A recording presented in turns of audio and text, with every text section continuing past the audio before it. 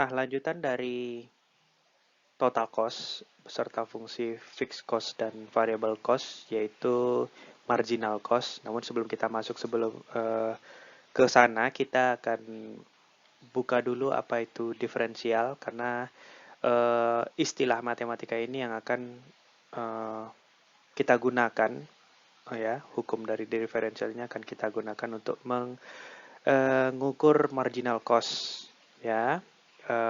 Mungkin Anda sudah pernah belajar di tingkat SMA ataupun di matematika dasar, ya, terkait tentang diferensial. Kita biasanya menyebut itu derivatif juga turunan dari satu fungsi.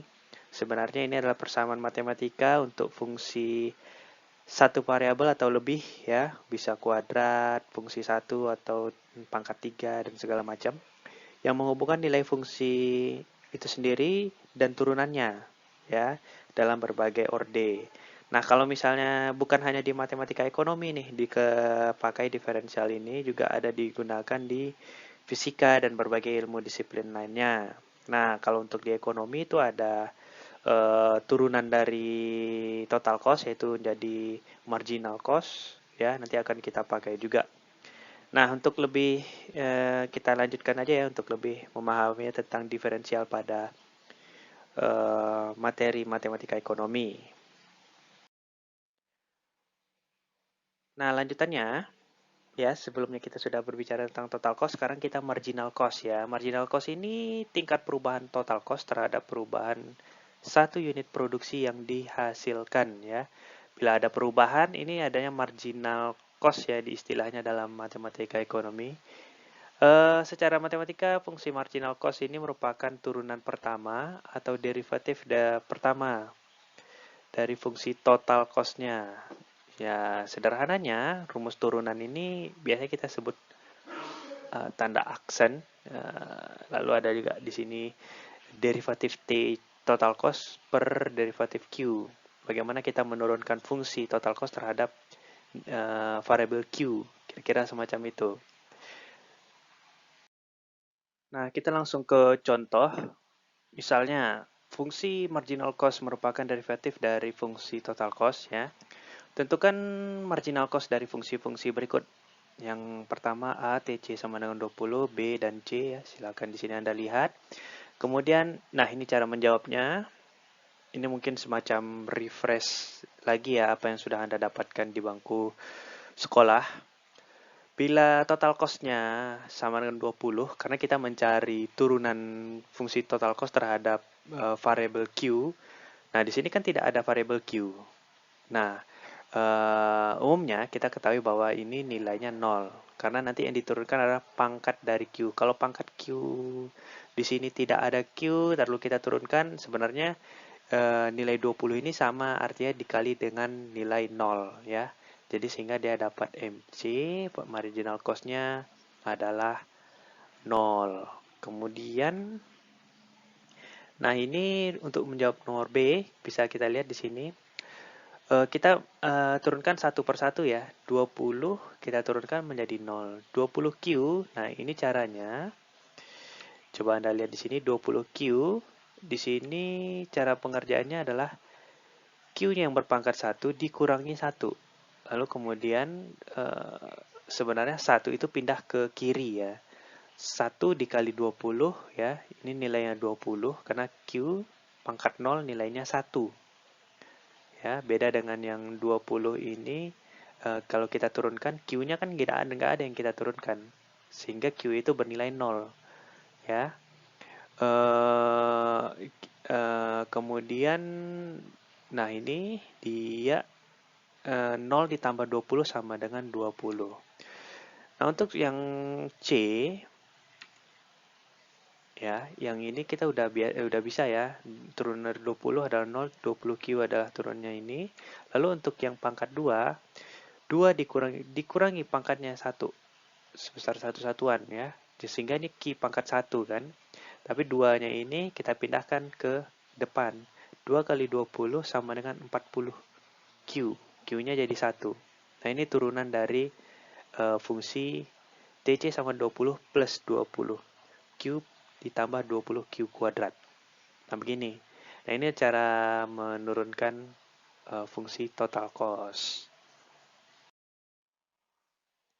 Selanjutnya, average cost ya. Average cost ini kalau kita terjemahkan, ini biaya rata-rata.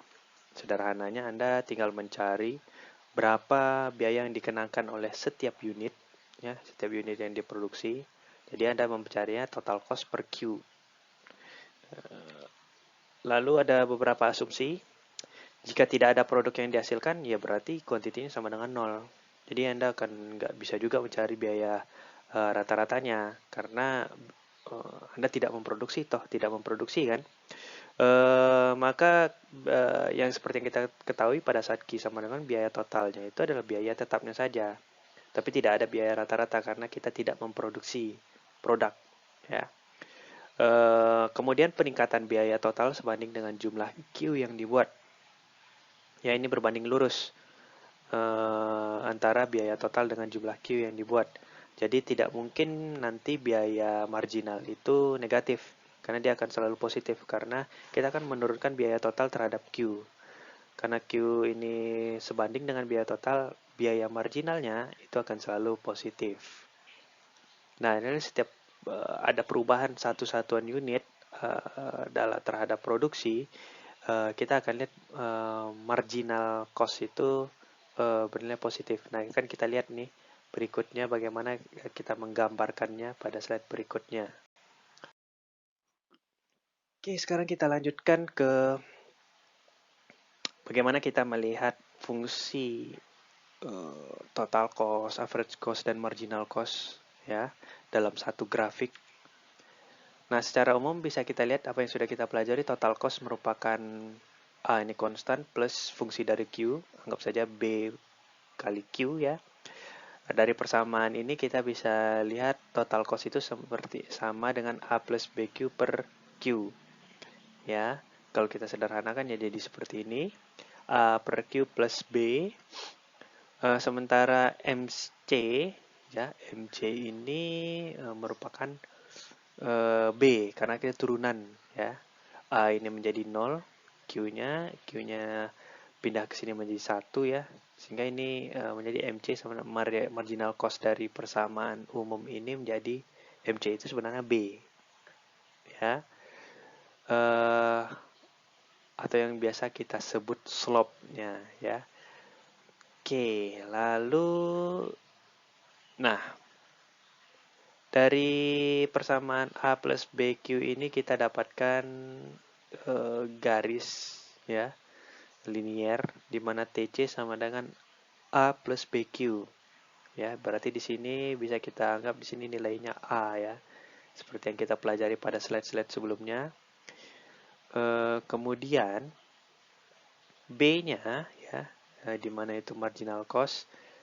Ini dapat dari turunan total cost, ini senilai dengan ini. Oke, nilainya positif. Ya, B-nya. Nilainya positif. Sementara average cost ya. Nah, ini average cost ini tidak akan pernah menyentuh nilai B karena berapapun Q-nya makin ke kanan ini makin besar, tapi dia tidak akan pernah menyentuh nilai B. Karena ini selalu ada nilainya 0,000 sekian misalnya, tapi tidak akan menyentuh garis B. Nah, ini average cost. Ya, average cost-nya makin Q-nya makin besar di sini dia akan hampir menyentuh ke marginal cost. Nah, ini di sini kita bisa ngelihat marginal cost ini adalah biaya yang tidak mungkin disentuh oleh si biaya rata-rata. Kira-kira itu yang bisa kita interpretasikan dari gambar ini. Ya.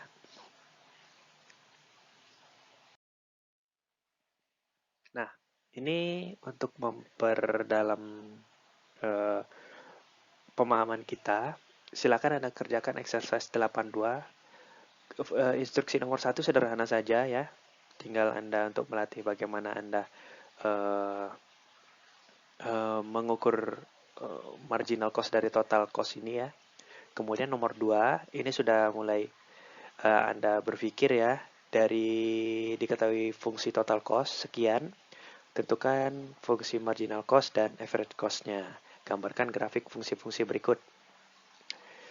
Oke,